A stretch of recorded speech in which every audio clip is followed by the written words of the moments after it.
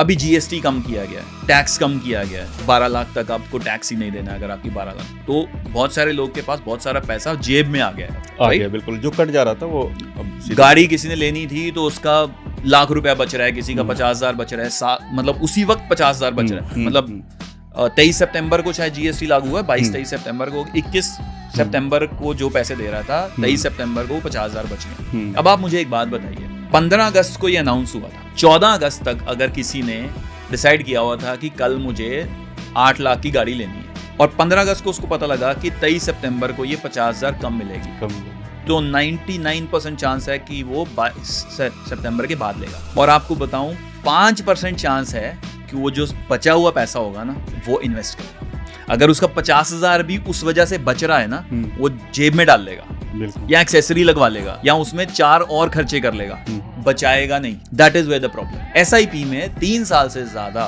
कोई इन्वेस्ट ही नहीं कर रहा। 90% लोग एसआईपी में 3 साल से ज्यादा इन्वेस्ट ही नहीं कर रहे। अगर आज एसआईपी शुरू करी, 90% लोग एसआईपी 3 साल में ब्रेक कर देते हैं। कारण यही कारण है, क्योंकि आज की रेट में आप मुझे बताओ यूपीआई सबसे ज्यादा यूज क्यों होता है? क्योंकि सब कुछ फ्रिक्शनलेस है। मुझे 10 रुपए के गोलगप्पे खाने हैं, फटाफट यूपीआई करा, कैश नहीं है, सोचना नहीं है, कुछ नहीं है, दिमाग नहीं, अब सारा कुछ एक नंबर ही बन गया। तो कॉन्सेप्ट है वर्ल्ड में कि सारी चीजें फ्रिक्शनलेस कर दो। फ्रिक्शनलेस करने से जितना आसान हो गया इन्वेस्ट करना, उतना ही आसान हो गया उसको ब्रेक करना।